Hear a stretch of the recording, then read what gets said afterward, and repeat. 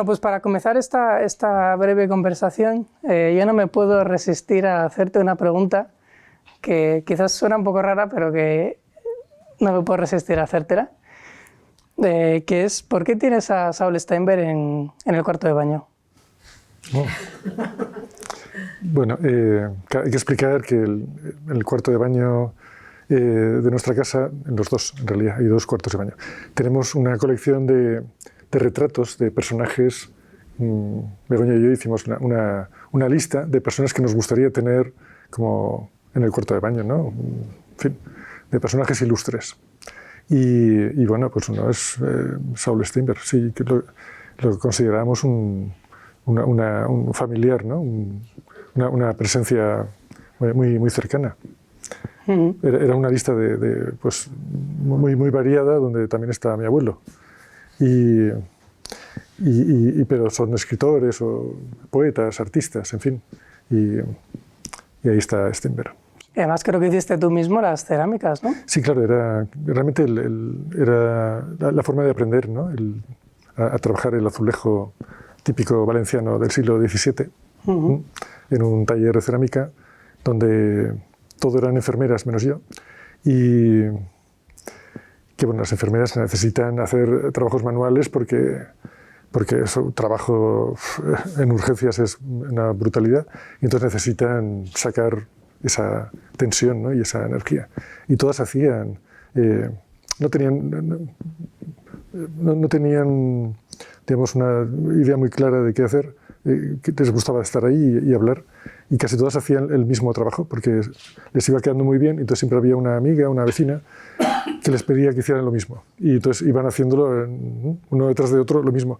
Y yo hacía estos personajes que el maestro ceramista me iba destrozando, porque las enfermeras trabajaban un tipo de ladrillo muy gordo que necesita que tiene mucho fuego en el horno, y en cambio yo trabajaba con ladrillo fino y bueno, me destrozaba prácticamente todo y tenía que repetirlos, en fin, un rollo. No entremos en este lado.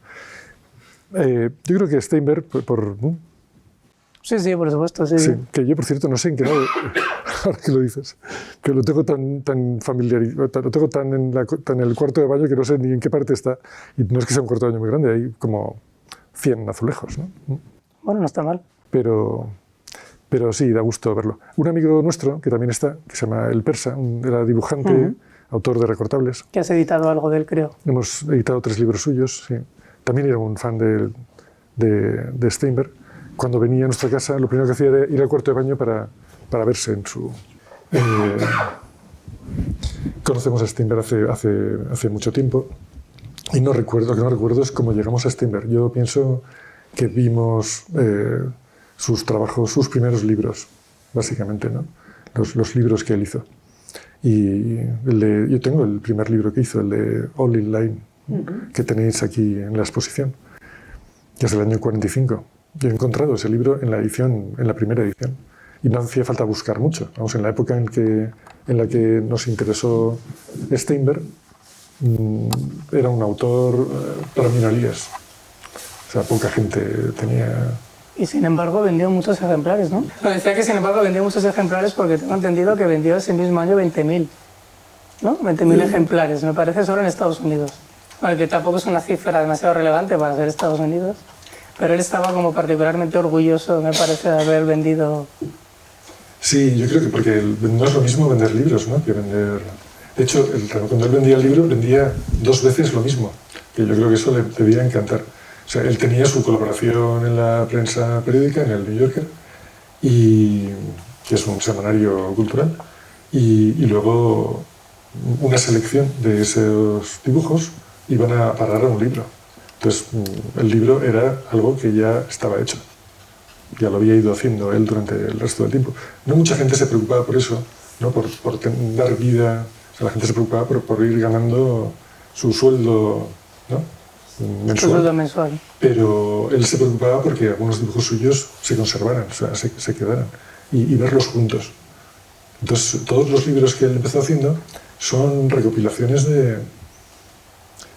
son de dibujos hechos antes, no están hechos expresamente para el libro, sino que ya existían, y Y la idea de reunirlos, de juntarlos, de que se conserve ese material, creo que es algo que este artista tenía muy claro desde el primer momento.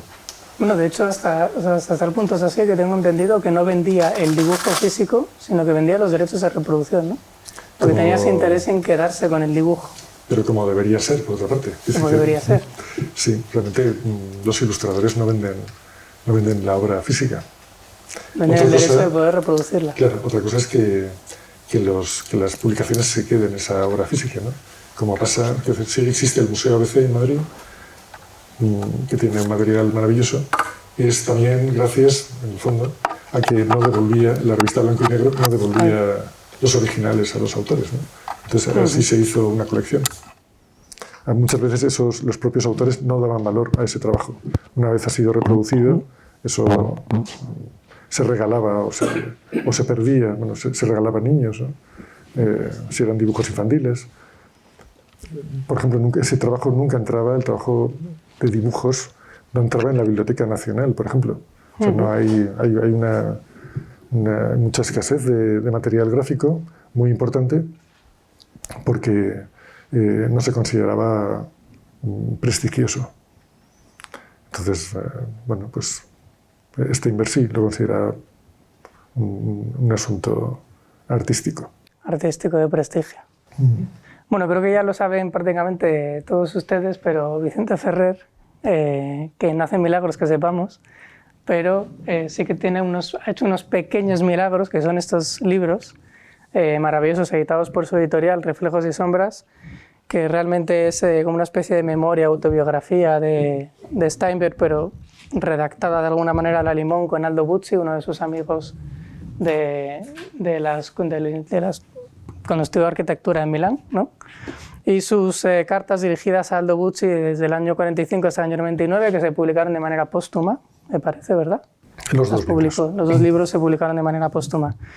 Son dos libros que recomiendo especialmente porque sirven, yo creo, para poder, a mí desde luego me han servido desde mi punto inicial ignorante de Steinberg para poder entender un poquito mejor la obra de Steinberg, que es una obra bastante complicada a primera vista, por lo menos, cuando uno se encuentra con ella, porque tiene un contenido filosófico, intelectual, revestido además de ironía, en fin, que hace que sea una obra un poquito difícil, y también para poder comprender esta personalidad que a veces parece que se nos escapa, ¿no? De hecho, a nosotros y a mucha gente, porque ya desde el primer momento parecía que Steinberg se escapaba entre los dedos, que nadie sabía muy bien si calificarle de artista, de ilustrador, de cómico, de dibujante, no sabía muy bien si era europeo o americano, si era rumano o era estadounidense, si militaba dentro de la vanguardia o del kitsch, como nos recordaba el otro día Manuel Fontán aquí en la exposición. ¿Cuál es un poco tu punto de vista? ¿Tú qué crees? ¿Es un artista? Yo no creo que sea tan complicado, ¿no? Sí que es un artista muy sofisticado, diría yo, ¿no? Pero una cosa que me gusta mucho de la exposición, yo creo que eso está muy bien porque es muy abarcable, o sea, en un rato ves todo. Yo lo que haría al final sería preguntarle a la gente que no ha visto, que no conoce nada, es cómo se imaginan ellos el artista, o sea, quién ha hecho todo esto, ¿no? Que uno puede inventarse, o sea, realmente está hecho para eso, para inventarse el personaje del artista. Porque ves fotografías, sabes el aspecto que tiene, ¿no? En varios momentos, los ves a lo largo del tiempo. Ves obras suyas a lo largo del tiempo también, ¿no? Y es interesante, comparando con lo que uno ha visto, con otras cosas que uno sabe, ver las diferencias, ¿no? Es decir, bueno, ¿quién es la persona que decide hacer esto, ¿no? Que hace estas imágenes? Y es que no deja de ser un juego, ¿no? Y en ese juego, él juega ese mismo juego. O sea, el hecho de que yo creo que siempre trabajas para desconocidos. Ese es un aspecto que a mí personalmente me encanta de Steinberg, el hecho porque él parecía tener un tipo de problema con su identidad, ¿no? Por el hecho de ser un artista errante, emigrado de Rumanía a Italia, de Italia a Santo Domingo, si no me equivoco, de Santo Domingo a Estados Unidos. Y él decía que le gustaba el dibujo, más el dibujo de fantasía que el dibujo al natural, porque le permitía precisamente inventarse. Son estos dibujos míticos de Steinberg en el que está dibujando, una mano dibuja el propio paisaje, o se autodibuja, ¿no? Que es capaz de crear como su propia personalidad o su propia, según le apetezca, le parezca o lo que quiera transmitir. Yo creo que en esto también es un poco un precursor por todo esto, bueno, que ya, como decía Roselberg, era el subjetivismo y el yo es un poco el tema del arte norteamericano, ¿no? Pues que hay que pensar que Steinbeck empieza en los años 30, prácticamente, es decir, es muy anterior a todos estos grandes artistas del yo. Claro, para situar el personaje, nació en Rumanía, quiso estudiar letras, con lo cual esa vocación la tenía, él quiso... no iba para arquitecto, pero por la razón que fuera, cuando estuvo en Milán, estudió arquitectura, donde conoce a Aldo Buzzi, que es su amigo para toda la vida, que es quien luego hará estos dos libros. Estos dos libros que nosotros tradujimos al castellano están traducidos del italiano. No existen en inglés. Existen en inglés Reflejos y sombras, pero no las cartas a Aldo Buzzi. Y son libros italianos, están traducidos. O sea, lo que hizo Steinbeck es mantener toda su vida una conversación en italiano con su amigo de la escuela, que por cierto es un personaje él mismo, que trabajó en el cine, que hizo 1000 cosas distintas, ¿no? Que creo que como descripción del personaje, en algún libro decimos que es la persona que aconsejó a Fellini que usara siempre calcetines negros porque combinan bien con todo. Y que, yo le seguí el consejo. Sí, yo le sigo el consejo, también lo sigo negros. Mira, sí. Estamos los dos. Y que es una cosa muy rara, ¿no? Vamos, que alguien tenga que decir eso a Fellini, pero me imagino que Fellini debía llevar, no sé, calcetines de colores. Calcetines rojos o amarillos, sí. Y bueno, tanto Buzzi como Steinbeck son personas muy discretas, yo creo también, ¿no? Y eso les hacen ser observadores, estar en otro lado de la barrera, ¿no? Muchos artistas contemporáneos suyos pensaban que para poder tener éxito en su trabajo tenían que ser actores, ¿no? Tenían que exhibirse delante de un público, ¿no? Porque en el fondo veían que quien se vendía, o sea, no se vendía la obra, se vendía el artista. O sea, el artista era comprado por los coleccionistas, por la gente que rodea a los artistas, que los invita a comer, que los invita a recepciones, etc. Y yo creo que eso nunca le gustó, porque valoraba demasiado su trabajo. O sea, él cuando empieza a dibujar, y debió dibujar desde niño, pero él pensaba que le salían bien los dibujos. O sea, que estaba muy contento viendo que además era capaz de evolucionar. O sea, que aprendía viendo su propio trabajo, podía descubrir cómo mejorar las cosas que hacía. Y era una persona que por supuesto leía libros, que veía películas, que debía tener una conversación interesante sobre muchos temas. Eso está en los libros también, ¿no? Uh-huh. Y estudia arquitectura en Milán, pero nunca ejerce como arquitecto. Pero la arquitectura lo que tiene es que te da el oficio de dibujante. O sea, hoy todavía en Brasil los ilustradores de libros infantiles no estudian Bellas Artes, estudian arquitectura. Porque en Bellas Artes uno aprende a hacer instalaciones y a manejar grandes espacios, ¿no? Y a hacer cosas como monumentales, pero no dibujan. Entonces los que dibujan son arquitectos que no ejercen de arquitectos. También yo creo que el oficio de arquitecto te hace ser muy observador, ¿no? Porque tienes que situar, digamos, tienes que buscar, tienes que dar una vivienda, un hogar, una casa a tus clientes, ¿no? Un espacio donde vas a estar mucho tiempo, y todo eso tiene que estar hecho a conciencia. Entonces tienes que aprender muchas cosas de la gente. O sea, ser arquitecto es saber cosas de las personas. Luego, realmente el título que le dieron a Steinbeck de arquitecto era un título de judío, porque en el mismo papel en el que decían que había terminado la carrera y que ya podía ejercer de arquitecto, le decían que era de raza hebraica. Y en época de Mussolini, de raza hebraica, pues significaba que nunca iba a poder hacer ese trabajo. Entonces él, vio que no tenía ningún futuro en Italia y trató de salir de allí.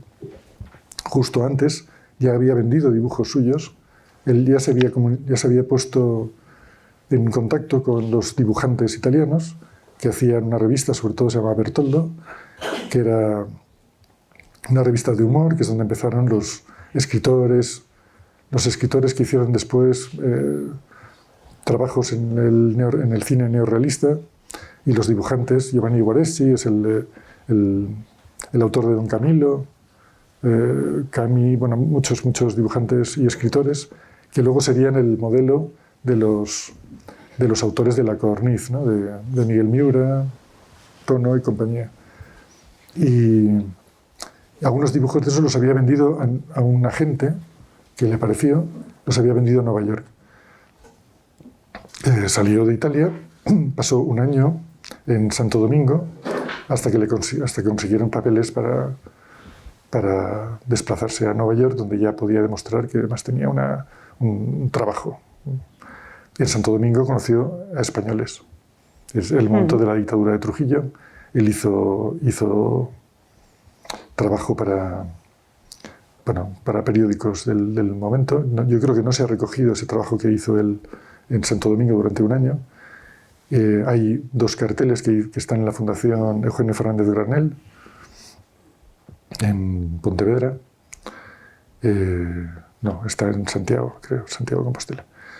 Y, bueno, Granell, poeta surrealista, escritor, fue amigo suyo. Luego llegó a Nueva York, y llegar a Nueva York era pues, el mayor deseo para un aspirante de artista. Y entonces, pero claro, era un artista dibujante de publicaciones humorísticas. Entonces, claro, ese lastre le ha sido muy difícil quitarlo. Es decir, que yo creo que muchas manías de Steinberg es un poco por el complejo que quizá él no tenía, pero que quizá todos los de su alrededor sí, ¿no? De que cómo puede un dibujante, alguien que se desenvuelve tan bien en la prensa humorística, ser un artista cotizado en una galería, ¿no? Entonces, todo su trabajo trata de explicar eso, que sí, se puede ser, la misma persona puede hacer las dos cosas, puede hacer reír con un chiste y puede hacer una obra puede hacer un mural, ¿no? Para decorar un espacio enorme, puede hacer una obra para que la estés mirando en tu casa durante 7 horas seguidas, puede hacer muebles y puede hacer cualquier otro objeto artístico o cualquier otra cosa que un artista haga, ¿no?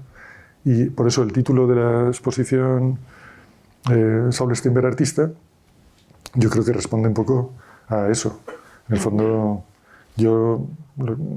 cuando se hizo la inauguración de la exposición en la Fundación Juan Marc, yo discrepaba un poco del criterio de artista, pero claro, comentaba que, bueno, si se dice que es artista, pues adelante con eso, ¿no? Pero quiero decir que no creo que artista mejore nada lo que él hace. O sea que él podría ser muchas cosas y también artista. De hecho, hay una frase que recoges muy bonita en uno de los libros, en el que hablas de que los mejores humoristas han sido siempre los grandes pintores, como Bruegel, como Goya, como Picasso incluso, que Picasso y Steinberg se conocieron, y a lo mejor luego hablamos un poquito sobre ese tema. Y Steinberg es un poco va también en esa misma línea, ¿no? Ese gran pintor, porque también pintaba, también hacía objetos tridimensionales, dibujaba, etcétera, pero a la vez gran humorista, porque gran parte de su obra pues tiene ese punto de sentido del humor, de ironía fina, pero muy fina, además es lo que me llama la atención, que en algunos casos es bastante enrevesada. Yo no sé tú qué piensas, si crees que es una obra muy accesible.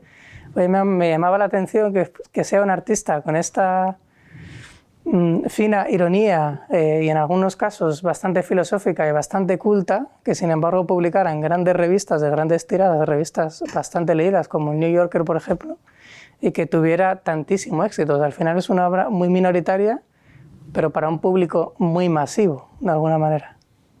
Bueno, sí, pero la gente que leía el New Yorker, la mayor parte, era gente que no se fijaba especialmente en la firma del dibujante, ¿no? O sea, hay otros ilustradores que han pasado por ahí y bueno, no han tenido el éxito, digamos, como portadistas que ha tenido Steinberg. Pero sí se han fijado los otros ilustradores. O sea, también es un artista que, digamos, que ha sido seguido por artistas, o un ilustrador que ha sido seguido por ilustradores. Ha sido como un faro, ¿no? para mucha gente, por su capacidad de invención, ¿no? Por su capacidad para reinventarse, por el no repetirse, que yo creo que eso es algo por ha utilizado como ilustrador muchos recursos gráficos, como pintar sobre fotografías, sobre cosas que ya estaban hechas, ¿no? Hacer trabajos de línea, hacer trabajo como más figurativo, caligráficos, mezclar todo, ¿no? Hacer pastiches, o sea, versiones de cosas, y todo eso tenía sentido. Entonces, claro, ha abierto muchas posibilidades para muchos ilustradores, que podemos llamar artistas también, ¿no?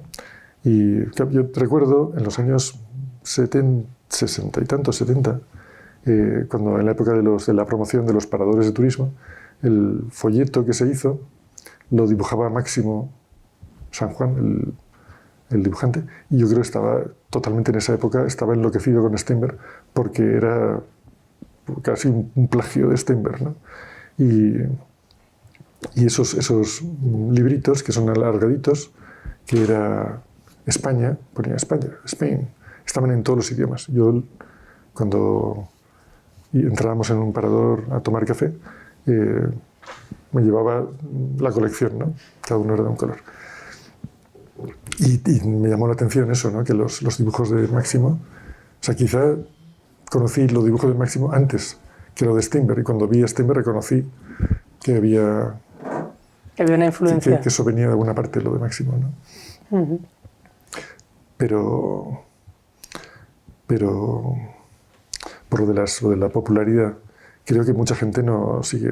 Steinberg no es tan conocido, es conocido tampoco muy bien conocido por nadie en realidad, porque a pesar de los esfuerzos de la Fundación Steinberg de Nueva York, no han conseguido que la obra de Steinberg llegue a las colecciones, a las grandes colecciones de arte del mundo, ¿no? Y un poco esa era la intención. Otros artistas que han sido amigos de Steinberg sí tienen obra en Thyssen, por ejemplo, ¿no? Y luego hay exposiciones de Ben Shahn, que fue también, que podrías decir, es una carrera paralela a la de Steinberg, pero tiene como otra consideración distinta. Sí, artistas de la Escuela de Nueva York, por ejemplo. Uh-huh. En España tampoco, porque además Steinberg tampoco se prodigó mucho en España, ¿no? Se conoce este famoso viaje que hizo en el año 57, me parece, y que además tú en la Fundación Juan March hablaste un poquito de alguna anécdota de cosas que le pasó con además que fue con su primera mujer, ¿no? Si no me equivoco, con Hedda Stern, que era rumana igual que él, de la que después se separó, pero que nunca se llegaron a divorciar. Y yo creo que en las cartas a Aldo Bucci hay alguna carta en la que menciona que va por Granada, que no le gusta nada la comida española porque necesita 2 días para digerirla, y tiene algún problema con el coche, ¿no? Me parece. Sí, bueno, yo creo que hizo el papel de rico, ¿no? Norteamericano, que yo creo que es lo que esperaba ¿no? Lo que él pensaba que la gente esperaba encontrarse, ¿no? Un señor, porque justamente es a partir del 55, creo, cuando España y Estados Unidos establecen relaciones. Entonces llega mucho turismo de Estados Unidos. España es un país barato. Estaba, Orson Welles, ¿no? Hemingway llega, Ava Gardner, es ese momento. Y entonces él viene como estas personas, viene de rico con un coche y, claro, le tiraban piedras, ¿no? Los niños al pasar porque era una provocación. Y yo tampoco conocía él a nadie, es decir, no hizo relaciones realmente con el público, con la gente que serían sus iguales aquí. Y bueno, no creo que le gustara mucho el sitio. Yo que he conocido, entró a los toros y entonces ahí también aquí en la exposición hay varias cosas taurinas que llaman la atención. Pero bueno, debió hacer eso no por un gusto especial por el asunto, ¿no? Se acordaría de Picasso y los toros, ¿no? De que Goya también tiene una tauromaquia, de que, estando en la línea de Picasso-Goya, pues habría que hacer unos toros también. Y que sus toros son como una especie de bola, son unos bisontes muy tremendos, ¿sí? y que luego además cambia, hace una versión, ¿no? Que en la exposición se puede ver uno de los dibujos de la tauromaquia. Yo creo que en vez de aparecer un torero aparece un tío Sam. Pues un tío Sam, luego, Un tío Sam. Sí, luego sale pone una piña, ¿no? Sí. Sí, va a cambiar algunas cosas. Pero todo eso serían unos carteles de toros geniales también, ¿no? En su momento. Podría haber hecho, no en su momento, pero ahora sería un cartel moderno, ¿no? Para los toros. Pero no creo que tuviera una relación con el país así muy... Creo que debió visitar el museo de Julio Romero de Torres o ver cuadros suyos. Y yo creo que le gustó de Julio Romero de Torres porque justamente, no sé si sería en esa época ya, pero en los billetes de 100 pesetas la imagen era la joven del cántaro de Julio Romero de Torres, ¿no? Entonces yo creo que a él le encantaría que una obra suya estuviera en un billete, por ejemplo, ¿no? O sea, que pasara por las manos de la gente más popular. O sea, ser un artista más popular no es posible. Eso sería, yo creo que el culmen de lo Steinbergiano. Para Sí. Steinberg, el convertir la obra casi en ese elemento que va de mano en mano, ¿no? Pero bien, está bien porque tiene esa capacidad para ver que realmente Julio Romero de Torres, que además habla mucho, es la alegoría, que hay muchas cosas de la obra de Steinberg que coinciden con el trabajo de Romero de Torres, que tampoco es tan conocido. O sea, tenemos como unos flashes, ¿no? De su trabajo así, un poco oscuro, ¿no? Con mujeres así vestidas de negro y tal, y jóvenes hermosas y tal. Pero es como, bueno, visto en conjunto, el trabajo de Julio Romero de Torres es un trabajo totalmente fuera de lo que hacen sus contemporáneos. Está en otro lugar. Yo creo que Steinberg tenía la capacidad para advertir esas cosas, ¿no? Cuando había alguien que hacía algo que no era, que se salía un poco de lo establecido, ¿no? De lo que hoy llamamos mainstream, ¿no? De lo que parece que todos tienen que hacer.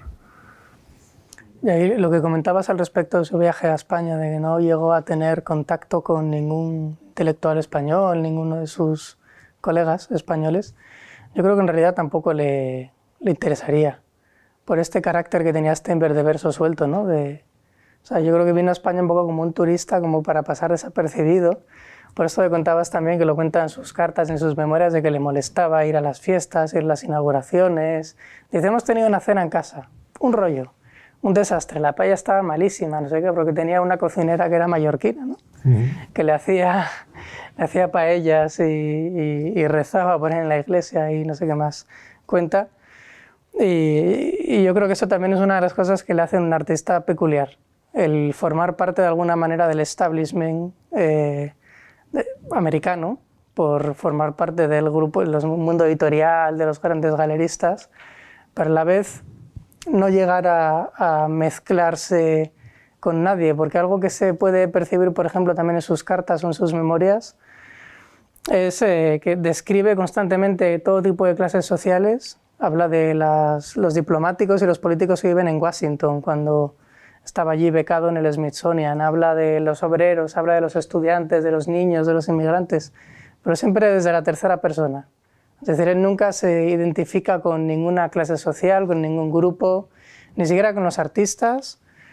No sabemos, que yo sepa, que formara parte de ningún sindicato de artistas, grupo de creadores, asociación, ni nada por el estilo. Entonces, ese carácter independiente, de alguna manera, yo creo que también es lo que hace que siga siendo todavía a día de hoy un artista peculiar, ¿no? Porque impregna su obra de esa especie de libertad individual. Pero de todas maneras, yo no creo que él desconociera eso, porque precisamente su mujer, Hedda Stern, es la única mujer de este grupo, Los Irascibles, ¿no? Donde estaba Jackson Pollock, ¿no? Y estaban los expresionistas abstractos americanos, que además era como un grupo muy presente, ¿no? Y muy visible en la sociedad americana artística de ese momento. Entonces él conocería por ella, digamos, lo que era eso, lo que era formar parte de un grupo de gente que, bueno, supongo que todas las opiniones tenían que consensuarlas, ¿no? Porque ¿no? Funcionaban como grupo. O sea, claro. Y él se imaginaría que eso funcionaba así, ¿no? Como que todos tenían... voz y voto. sí, una serie de cuestiones comunes que es lo que les hacía un grupo, una generación, ¿no? Más allá de que eran amigos, que se reunían, etc. Yo creo que él no era antigrupos. O sea, creo que era una persona que siempre se sintió al margen de eso. Ni siquiera en la época de los dibujantes de Bertoldo. No me parece que mantuviera una relación especial con los dibujantes. Quizá la mantuvo más con los escritores, posiblemente, ¿no? Y que también es algo muy particular. Sí, de hecho él hablaba, ¿no?, de que prefería hablar con escritores que con artistas en varias ocasiones. Sí, porque supongo que con artistas siempre salían los temas económicos, ¿no? Y la gente un poco fastidiada, ¿no?, por tener que aceptar encargos, por bueno, todas estas cosas del oficio que son bastante ásperas. Y en cambio con los escritores supongo que bueno, les preguntaría y hablarían de otras muchísimas cosas, ¿no? Y a los artistas les lanza un dardo así un poco envenenado. Hay una frase buenísima de él que dice que los grandes artistas nunca hablan de pintura y que los que están constantemente hablando de pintura son los pintores mediocres, que se disfrazan a sí mismos de artistas. O sea, que tenía esa mirada ácida, ¿no?, también hacia sus colegas. Claro, bueno, por alguna razón él no quiso publicar estos libros nunca, ¿no? Claro. Estas declaraciones que se hicieron cuando claramente él nunca tuvo la voluntad de contarse. Y los libros el mérito es de Aldo Buzzi, de su amigo, que yo creo que le prometió no publicarlos hasta que él hubiera fallecido. Pero siempre quiso dejar testimonio de las opiniones interesantes, ¿no?, que tenía Steinberg, y porque estaba, bueno, admirado, ¿no?, por la capacidad de Steinberg de observación, de hacer comentarios originales sobre cosas que pasaban desapercibidas para mucha gente, y luego el poco eco que tenía también todo eso, ¿no?, que otras personas sí que tenían la voz, pero no tenían nada que decir. En cambio, que tenía tantas cosas que contar, pues no tenía el espacio para hacerlo. Y entonces los dos libros un libro son entrevistas grabadas, transcritas después por Buzzi, y el otro son las cartas que recibió Buzzi durante toda su vida, enviadas por Steinberg. Y ese libro, que es una especie de diario, ¿no?, el de las cartas, porque escribía mucho, le escribía en italiano, y además era la única persona con la que mantenía la lengua, el italiano, un italiano un poco así. Y entonces le contaba sobre sus preocupaciones, y se ve en el libro, según vas avanzando, como cada vez más vuelve a su pequeño pueblo, ¿no?, a investigaciones particulares sobre personajes que él había conocido en su infancia. En Rumanía. Y sin embargo, no quiso volver, ¿no?, me parece. Volvió una única vez. Nunca volvió, no, pero pedía fotografías de sitios para ver los cambios, ¿no? Pero no quiso volver. Pero se relacionaba, por ejemplo, con Charles Simic, que fue amigo suyo, que es un poeta serbio, también un poeta exiliado. Y un Norman Manea era rumano también. Entonces, al final se veía que la conversación con amigos, digamos, relacionados de alguna manera con su país natal, que podían, europeos, ¿no?, de los Balcanes, en fin, era para él más gratificante que la conversación con vecinos de la casa a la que se había ido a vivir, ¿no?, que era una casa de rico, en Nueva York. En la que tenía un vecino, ¿no?, que se llamaba como él. Saul Steinberg, creo que cuenta en uno de los textos, porque al parecer Steinberg y Saul, por supuesto, son nombres habituales en Estados Unidos. De hecho, tenía otra casa en un pueblecito que no recuerdo el nombre, ¿no?, Connecticut, puede ser, no me acuerdo, como una casa de campo, y en ese pueblecito había otro señor que se llamaba igual, Saul Steinberg. Y cuenta Harold Rosenberg, está publicado el texto en el catálogo de la exposición, cuenta que ya un día se cansó Steinberg, le llamó por teléfono y le dijo: oiga, ¿es usted el verdadero Saul Steinberg? Que eso es una cosa como muy, muy Steinberg, ¿no? Yo creo que nos lo podemos imaginar haciéndolo, pero que al parecer a él le hacía gracia y le gustaba esa coincidencia de nombres porque le permitía refugiarse de alguna manera como en el anonimato, ¿no? Que es lo que antes hablábamos de la obra y demás, el hecho de no firmar, pero no tener un nombre distintivo, sino de alguna manera identificarse con esos personajillos que dibuja, que es el americano típico, ¿no? Que podría ser cualquier personaje de la época. De hecho, yo creo que él siempre pensó que tenía como un aspecto como muy vulgar, ¿no? Y su cara era como una especie de máscara de señor, ¿no? Señor nadie. Y también por eso, bueno, que él se retrata eso como como cualquier persona. Él es un señor con gafas y bigote, que su dibujo es súper fácil de hacer. Y por eso está toda esta historia de máscaras también alrededor, ¿no? El tema de la máscara le atrajo muchísimo y yo creo que lo usaba también para, aparte de por la risa, ¿no? De que de repente juntar a gente muy famosa y ponerles máscaras a todos, fotografiarlos y que desaparezcan. O sea, ya haces el grupo de no sé qué, ¿no? Y entonces con la máscara ya no sabes si son o no son. Que está muy bien eso. Pero era como una especie de broma. Entonces eso empezó siendo una broma. También a la hora de dar entrevistas, pues lo hacía con una máscara, porque su cara tampoco tenía por qué ser, no era una cara conocida y no tenía por qué serlo. Él contaba, cuando por preguntar lo de Picasso, que lo conoció, se hicieron un cadáver exquisito juntos, ¿no?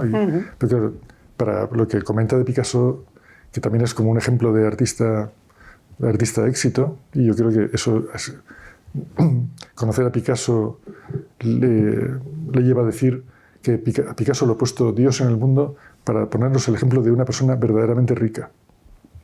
Pero no hace ningún comentario sobre Picasso artista, ¿no? O sea, lo que le llama la atención de Picasso es que hay que pedir cita para ver a Picasso. O sea, que Picasso está rodeado de mucha gente alrededor, que en un rato pinta una cosa, ¿no? Y hace lo que tiene que hacer un Picasso, ¿no? Y entonces hace como un personaje Picasso que yo creo que él no le pareció una cosa muy extraña. Y entonces supongo que hicieron un dibujo que fue como un momento gentil, ¿no? de Picasso, en un ratito antes de la siesta o como fuera, y ya como para tenerlo contento al otro. Pero claro, no hubo ninguna relación, ninguna conversación, posiblemente, no hubo una charla entre colegas, entre personas iguales, ¿no? Que tienen una vida común. No, eso no pasaba Pero así. tampoco sabemos qué pensaría Picasso de Steinberg. Pues posiblemente no pensó nada especial, ¿no? No sé si conocía tampoco su trabajo lo suficiente, ¿no? Porque yo creo que Steinberg se ha ido disolviendo. Por eso es una maravilla poder ver junto tanta cosa tan distinta, ¿no? Porque poca gente ha tenido el acceso a la obra completa, ¿no? A sus distintas actividades. Por una parte hay gente que conoce las publicaciones, otra gente ha visto las litografías, porque las vio en galerías, ¿no? Otra gente ha visto las máscaras y todo el juego ese, o los objetos, pero no es tan fácil ver reunido toda esa obra como que explica un poco un perfil de un autor. Los New Yorkers también, ¿no? Es una imagen mítica, la revista New Yorker, que por cierto este año cumple 100 años. Se publicó el primer número en 1925 y Steinberg empezó a trabajar con ellos en 1940 y algo, ¿no? Si no me equivoco. Creo que fue cuando estaba todavía en Santo Domingo. Y lo sabrás tú mejor que yo. Está por ahí por los libros publicados, o sea que fue prácticamente una vida publicando con la New Yorker hasta los últimos años de su vida, en los que al parecer tuvo desavenencias con la dirección y dejó de trabajar con ellos, porque siempre me ha llamado también la atención esta especie de vida en New York, que parece que empieza y se cierra como de la vida de Steinberg, perdón, que empieza y se cierra como de la misma manera, ¿no? Porque tiene Antes lo hablábamos, unos inicios bastante duros en Rumanía, la emigración, el fascismo en Italia, etc. Vive unos años bastante buenos en Estados Unidos y en el resto de países por los que fue viajando, la época, el momento de cumbre de su carrera. Y sin embargo, los últimos 2-3 años de su vida, con los 2 cánceres que tenía, el suicidio de su última pareja, una depresión muy larga que va arrastrando, cuentan que se marcha su gato, ¿no? que le hacía compañía y que le lo pintaba constantemente en sus obras.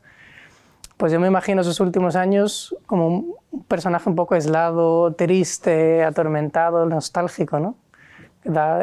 Es curioso, a veces pasa que este tipo de humoristas o personajes o artistas o ilustradores que se dedican en muchas ocasiones a hacer reír a los demás, pues sin embargo terminan su vida de manera bastante triste.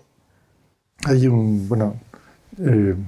que tiene un humor muy especial, pero se ve muy bien en los trabajos. Por eso decía que era interesante tratar de rellenar, ¿no? el perfil del personaje viendo su obra.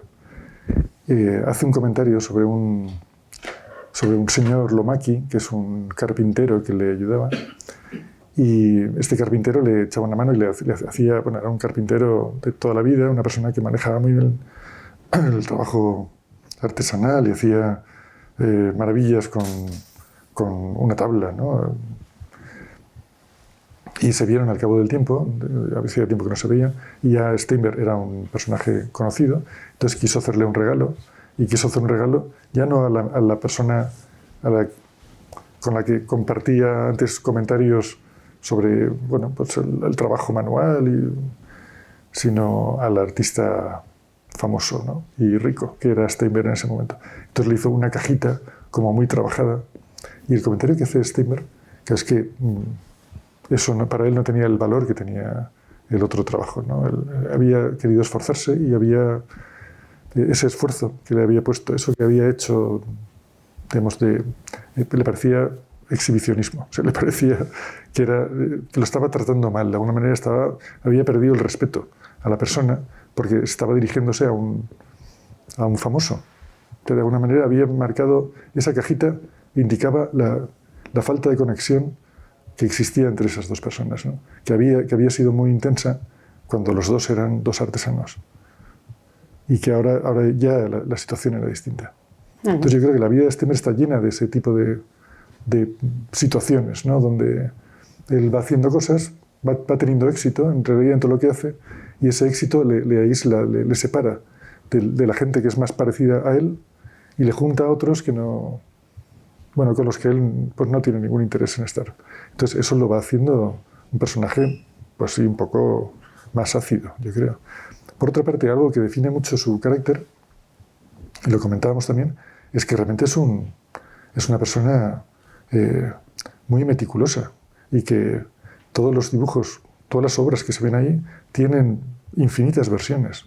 O sea que para llegar a un dibujo muy sencillo, él ha hecho antes muchísimos dibujos, muchísimas versiones de eso. Eso está en la fundación, tienen pruebas de sus dibujos, bocetos, muchos se conservan, donde estás viendo cómo va reduciendo, cómo va mejorando, cómo va cambiando la curvatura de un objeto para que sea más adecuada. O sea, es un perfeccionista. Y claro, ser perfeccionista no encaja mucho tampoco con ser un dibujante de humor en una revista, ¿no? Estás acostumbrado a tu idea sale, pum. Entonces yo creo que eso también le debía dejar a él muy insatisfecho, el hecho de dar dibujos que podían ser mejores. Eso es un rasgo como de su carácter. Y es algo que también desconcierta de Steinbeck en cierta manera, porque uno cuando piensa en un humorista gráfico, en un ilustrador, etcétera, pues o ve un dibujo de Steinbeck, parece que todo es muy natural, ¿no? Pero como pasa muchas veces, detrás de esa supuesta naturalidad está una labor compleja, en este caso, como tú comentas, de boceto, de pruebas, de trabajarlo, de seguir con ello. O sea, yo creo que Steinbeck de alguna manera hace como su pequeña revolución artística en los años 40, 50, 60, Porque como dijo también uno de sus críticos, Rosenberg, uno ve una viñeta de Steinberg, sobre todo una viñeta cómica, y le puede parecer que es una especie de chiste, publicado en una revista, en un periódico. Pero desconcierta ver esa pulcritud formal, con esa línea tan bonita que tenía, esa manera que tenía de construir los personajes, de construir la escena. O sea, hay mucha belleza también en las obras de Steinberg. Y luego, además de ser, como antes comentábamos, ser pequeñas chistes, sin embargo, tienen este contenido muchas veces muy filosófico, ¿no? o muy complejo. Entonces yo creo que todo esto hace que la obra de Steinberg siga todavía desconcertándonos, y es de alguna manera lo rico, lo interesante de su obra. Y en este sentido te iba a hacer una pregunta ya para ir terminando la conversación, porque a mí me gustó mucho leer los libros, por lo que comentábamos antes, porque te ayuda a entender mucho mejor el personaje. ¿Tú hasta qué punto crees que los escritos de artistas, o en este caso leer los escritos de Steinberg, bien sean las entrevistas grabadas por Aldo Bucci y después transcritas, o bien sean las cartas, te ayudan a acercarte, en este caso al ilustrador? Porque sí que es más habitual leer diarios de escritores, diarios de novelistas, por ejemplo los míticos diarios o cartas de la correspondencia de Flaubert, de la que habla Steinberg también, pero no es tan habitual quizás leer los escritos de los artistas. Sí, pues yo no sé, la verdad, pero tampoco hace falta leer sobre los artistas, ¿no?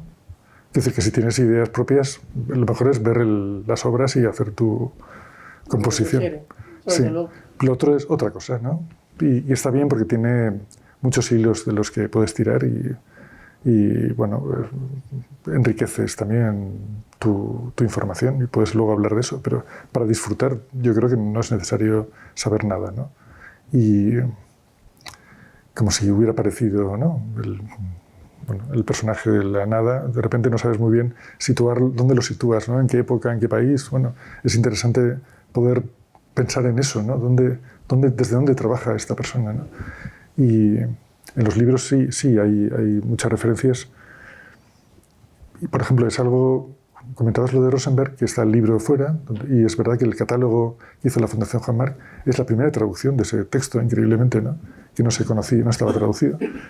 Pero a Steinberg le gustó mucho una exposición, y para él es un momento de clic, ¿no? En el Whitney Museum de Nueva York, creo que es el año 87. No lo sé. No me acuerdo. Bueno, pues ese museo del Whitney estaba muy cerca de su casa. Es un museo de arte americano.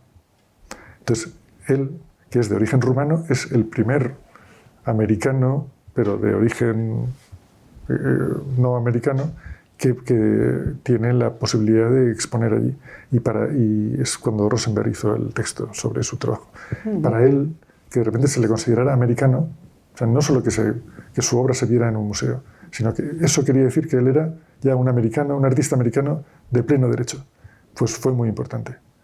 Y por esa razón también, porque siempre tiene esta consideración que eso está en toda la obra, está, bueno, el diploma que le hace Mussolini de raza hebraica, ¿no? En fin, todo esto es lo que da pie después a todos los diplomas falsos que él hace, ¿no?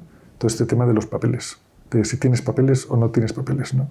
El problema de las personas desplazadas, de los refugiados. Y él, como divertimento, como regalo para amigos, les hacía diplomas falsos. Por el motivo que fuera, hacía un diploma falso y eso era...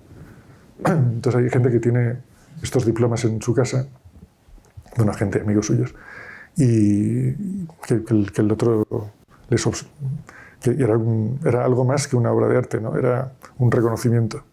O sea, algo muy interesante. Estos dibujos que hacía él también con la huella dactilar. Todos con huella, todos con sellos de caucho. Con sellos, ¿no? Porque eso es... ¿no? Lo de los sellos va con los diplomas, claramente, ¿no? El sello... y los paisajes, ¿no? Y las postales. Decía Steinberg que él no hacía fotografías cuando iba de viaje, prefería comprar postales, porque la postal ya era una vista, digamos, consensuada, ¿no? Entonces le gustaba esta cosa de que alguien hubiera decidido que la vista, que lo que uno tiene que ver de una ciudad es esta postal. Entonces eso le parecía a él encantador. Y claro, puedes llevarlo a tu terreno, al terreno del artista, y decir que él hacía también un poco lo mismo, ¿no? O sea, que él tomaba estas ideas. Pero claro, ¿quién ve una postal y piensa, claro, ¿qué significa, ¿no? Que todo el mundo nos intercambiemos la misma vista del mismo lugar? Eso ya no pasa porque ya las postales son un recuerdo. Claro, todo el mundo hace una foto, pero curiosamente todo el mundo hace la foto desde el mismo sitio, ¿no?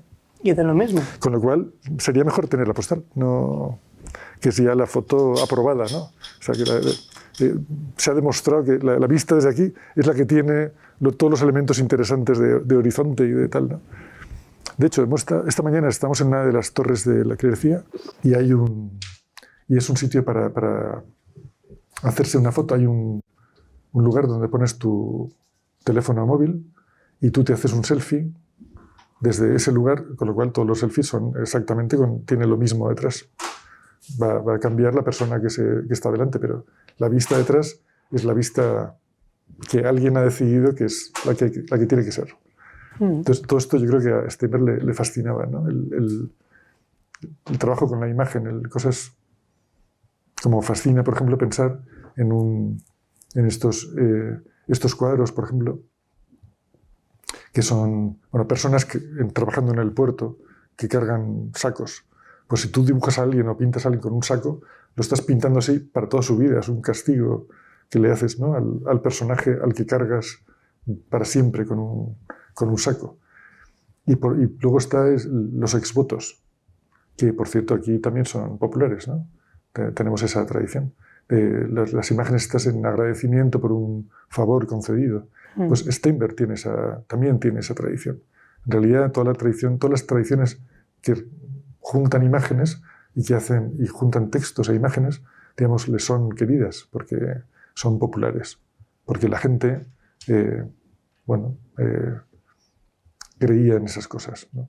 Es como las imágenes que hay en las iglesias, los retablos, las figuras en las fachadas, ¿no? Y él hace personajes con eso, y hace la alegoría, para él es un material de trabajo. Entonces, por eso no son imágenes no es tanto imágenes, como tú contabas, que eran imágenes muy filosóficas, sino son imágenes quizá que hemos perdido la costumbre de ver, ¿no? Pero yo creo que él recupera el uso de algunas imágenes que han tenido, el uso antiguo de cosas que eran así. Que no inventa tanto, ¿no? Solo que era una persona culta que se preocupaba por cómo se construyen las imágenes. Sí, es una persona culta que leía, porque se sabe que leía muchísimo, que viajaba, que estaba constantemente moviéndose, pese a que tenía su residencia fija en Estados Unidos. Y yo quería terminar la conversación, para que no se nos haga tampoco demasiado larga, con una reflexión que también, mientras iba leyendo las cartas y las memorias, me hacía mucha gracia, porque él da su relación con Estados Unidos. No sé si alguna vez te has parado a reflexionar un poco la relación que él tenía con el país, con Estados Unidos, que al final es la patria que la acoge, ¿no? Porque le da una de cal y una de arena, que al final es algo habitual cuando vivimos en un país, ¿no? Por ejemplo, pone verde a la infancia, la gestión de la infancia en Estados Unidos, los niños que van por la calle, tiran todo, la alimentación, el sistema de educación y demás. Pero sin embargo, cuando habla del sueño americano, cuando habla de la Constitución, parece que tiene que está como un idealismo, ¿no? Que de alguna manera lo idealiza, se siente muy cómodo, muy confortable. ¿Crees que en Estados Unidos pudo encontrar ese hogar que de alguna manera le faltaba, esa especie de casa, o que se pudo sentir a gusto allí? No creo que la palabra hogar es mucho decir, ¿no? Yo no creo que no tenía... Pero yo creo que eso lo encontró en su propio trabajo, digamos. Creo que fue una persona muy, muy trabajadora y tuvo una vida social muy corta, ¿no? Y yo creo que Estados Unidos es el único país, digamos, que le pagaba bien. Y posiblemente esa es la razón por la que él no buscó otro lugar. Y pero o sea, él podía viajar después con lo que le pagaban por su trabajo, ¿no? Consiguió ser un artista de galería y tuvo 2 galeristas bueno, le hacían, que vendían obra y ganaba bastante dinero. Y bueno, también él dice eso, él enviaba dinero a su familia en Rumanía y luego se trasladaron a Francia. Y decía que era muy difícil hablar con su familia rumana, porque él había cambiado de clase social.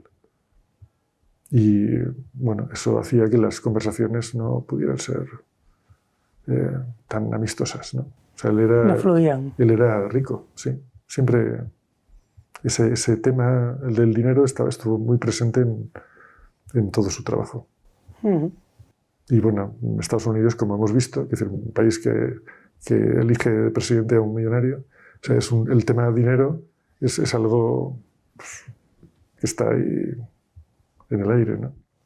Y él lo pinta además, porque hace varias ilustraciones en las que aparece el tío Sam, la diosa Fortuna, ¿no? Arriba, como coronando la pirámide, ¿no? de Estados Unidos, y una serie de personajes más que identifican como con la cultura popular norteamericana. O sea que, sí, yo creo que si algo era Steinbeck, era un gran observador y crítico de su entorno, de su mundo y de su sociedad, una especie de Larra que además, bueno, que escribía pero dibujando, ¿no? Es lo típico que siempre se dice de Steinbeck, un Larra rumano en Estados Unidos en el siglo XX. Sí, yo creo que le hubiera gustado ser Edward Hopper, por ejemplo, ¿no? Porque Hopper es un pintor americano, pero ves los trabajos de Hopper y es el trabajo de un ilustrador, en el fondo. Parece que está contando algo que es un relato, o sea, parece que es la imagen de un relato escrito. Y de hecho Hopper era grabador también.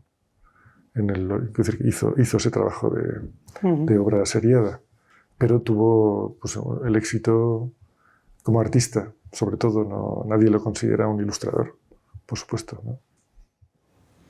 Muy bien, pues muchas gracias, Vicente, por compartir esta... ¿Tenemos tiempo para que alguien pregunte algo? Sí, por supuesto. Ahora abrimos turno de preguntas o intervenciones. Si alguien del público quiere aportar algo, preguntar algo. Es el momento. Bueno, muchísimas gracias por la conversación. Bueno, Tú gracias estás a más ti. preparado que Un yo. placer.